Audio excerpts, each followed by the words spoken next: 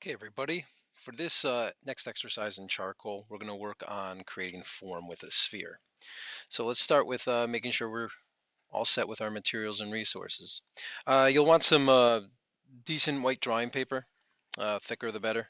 And we have a charcoal pencil, a white chalk pencil, sharpener, a couple blending tools and chalk sticks if you need them. But a couple blending tools would be like a paper towel or a tissue and a Q-tip or a blending stump. Let's start by establishing a sketch in a light source. So you're going to have an example of a sphere to look at right there. You can free draw a circle like I just did, or you can grab something that will work like a template or a stencil, such as a cup or like the top cover to like a yogurt container, something like that.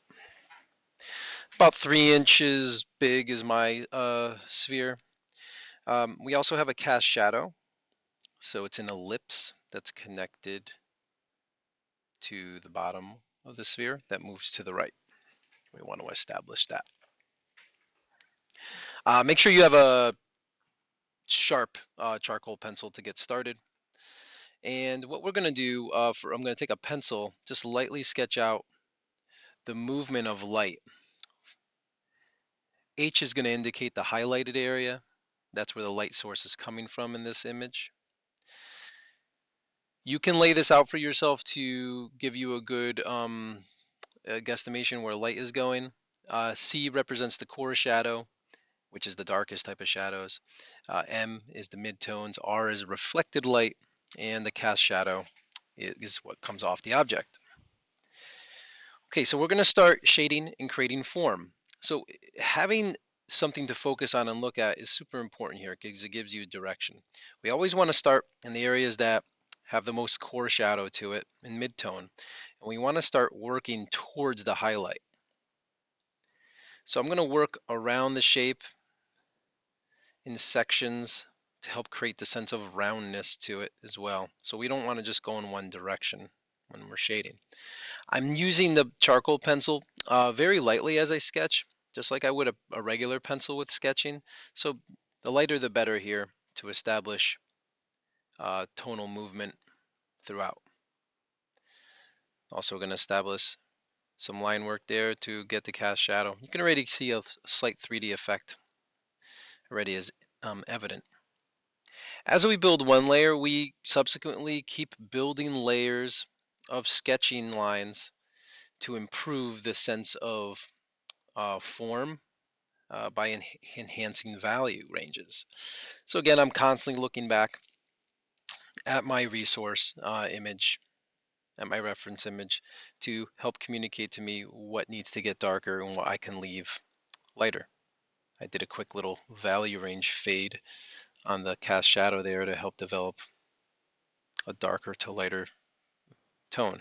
So here we're not using any white chalk, we're using the white of the paper, just like we would with pencil to establish tone. You're going to get a lot of grainy texture here just by using the pencil loosely like this. No need to push hard with the pencil, just build layers up, get used to the feeling of the pencil building value up through light uh, overlays as opposed to pushing it really harshly. There's a lot of different types of values in here, from very dark to very light to midtones. After you establish something that has a pretty good light range, like I did here, we can start to blend with tone, add a little bit of white chalk to it, and add some charcoal back. So it's like two parts to this drawing. We have like the sketch, and we can build it up. Yes, you can use your finger to blend. I'm going to refer to the paper towel here to buff this in. This is just going to help steal some of that graininess away and create some more smoothness. I'm also going to use my Q-tip here to soften the value ranges. Now, if you overblend, you can lose your highlight quite quickly, so just be careful of that. You can see a lot more smoothness in here now. Buffing that in. There we go. Use an eraser if you need to kind of clean up some areas, but it's not super necessary in this exercise. There's always smudges. We can always Clean those up later. I'm going to take the white chalk pencil. I'm going to work from the highlight out now and push a little harder around the highlight. And then I'm just going to soften it and let it radiate out. Again, looking back to the photo, and also look for where the reflected light is. And I'm just going to soften that out, overlay that over the black. And then I'm also going to come in with the black. I'm going to notice that you're going to notice that some areas need to get a little darker.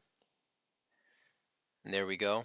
And then I'll do some final blending. Look at my cast shadow, see if it needs to be enhanced as well. Use whatever blending tool you prefer here. For smaller areas, I would say use a smaller tool. Larger areas, maybe use the paper towel. And buffing these together will give you more of a three-dimensional form. And that's it. Do this exercise as much as you need to help improve your skill sets. Good luck, everybody.